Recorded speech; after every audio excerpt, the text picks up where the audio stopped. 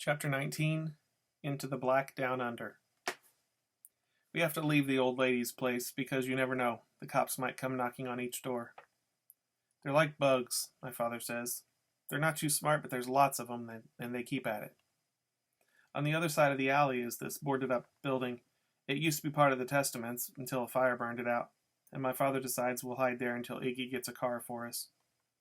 He reaches out and pulls off a big piece of plywood with one hand.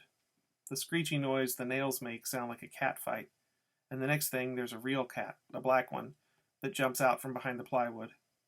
My father jumps so hard he yanks me to the ground and I bump my head. "Dumb animal," he says. "Get up now. It's just a scratch. A little blood never hurt a man." It doesn't hurt, and anyhow I sort of like the taste of salt in my mouth. It makes me feel awake.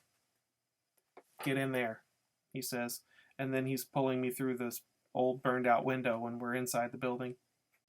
Everything is black and wet and dripping, except for where snow has come down through the hole in the roof. Most of the inside walls are gone, and you can see where the center beam was chewed by the fire. All the old pipes and wires are hanging down, and everywhere underfoot is broken glass the color of smoke. "I used to wonder exactly what hell looked like," he says. "Now I know."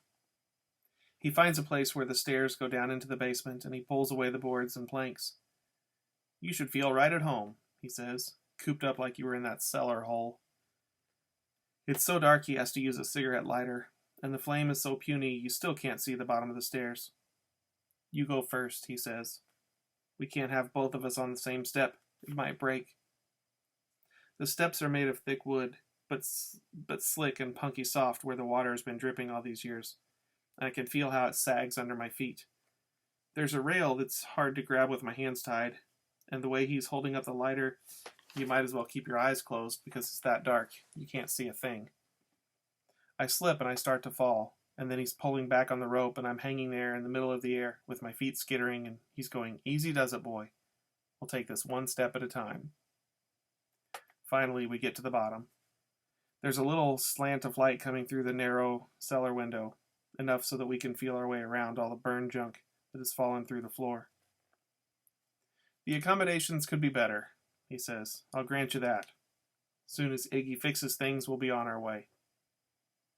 He ties my feet back up, and he loops the rope tight around this old busted-up boiler that's tipped over, so I can't move or see what's behind me. "Understand you can't be trusted quite yet," he says. "Once we get on the road, things will be different. You'll get smarter every mile we put between us and this place." He rips a piece off of my shirt and ties it to my mouth so that I can't be shouting, he says, and wake up the neighborhood. He rubs his hands through my hair again, real gentle. I'm pretty sure there's this sweet smile on his face, although it's so dim you can't be sure. "You just sit tight here a minute. I have to see a man about a car." Then he's gliding away, and I hold myself still in case this is a trick and he's really sneaking up behind me to see if I can get my hands loose, which I can't. They're numb and bloated from where the rope was cutting into my wrists. And finally I stop trying and I just sit there letting my eyes open up in the dark. I can barely make out the narrow window, hardly big enough to see so a cat can slip through it, and under it is this big pile of coal slagged up against the foundation wall. Overhead there's creaking from the weight of him moving around, trying to be light on his feet. I'm listening to him up there and trying to see out that little window when something moves up against the light. I'm pretty sure there's a scratching sound coming from the window, except you can't always believe what you hear in the dark. And I'm thinking it was probably a cat, or maybe a dog sniffing around. Finally, I just keep still, because the more I move, the tighter the rope gets. Next thing, I hear someone on the steps, these little feet trying to be real quiet, and then a flashlight comes on and this woman's voice says, "You there, kid?" Loretta Lee. I can't say anything because of the gag. All I can do is sort of kick around a little, let her know where I am. You can tell by her shaky, thin voice she's scared of the dark. "Kid? Tell me that's you. Oh, Lord Jesus, what am I doing down here?" Then the beam of that flashlight is hitting me right in the eyes, and she's tripping over stuff trying to get to me.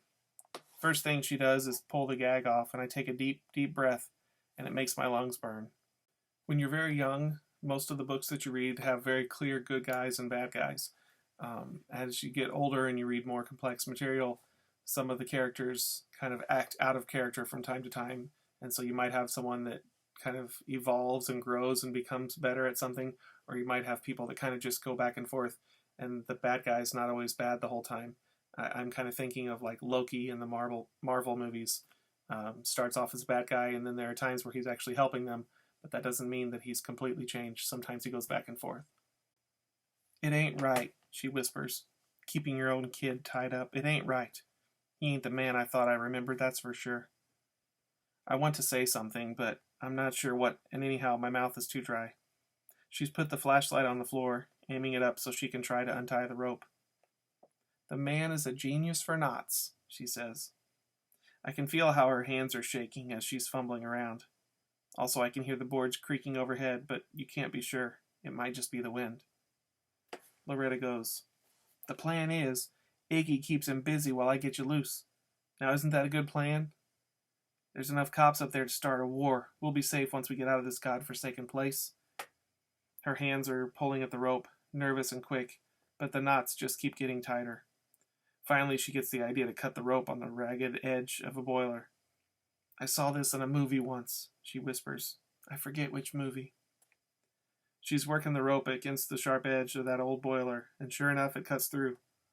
Just the one cut won't do it, though.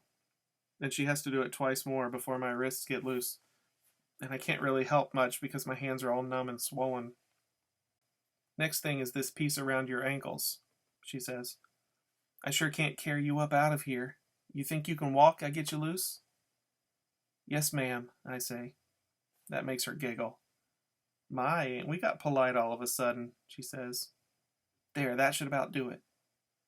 My feet come loose and I try to stand up and I have to lean some of my weight on her. She goes, "Just a second, sugar. Let me get this flashlight." She bends over for the flashlight, and then she's making this sound like something is caught in her throat. Two big hands are squeezing her neck. I see how my father is coming huge up out of the dark, and he's got his hands around her throat, shoving her back. "You ignorant creature," he says. "I'll teach you to put your dirty hands on my son." Loretta can't say anything. She's sinking down to her knees and trying to pull his hands away from her neck, but it's useless. She can't stop him. He's squeezing her dead with his bare hands, and no one can stop him. No one. No one.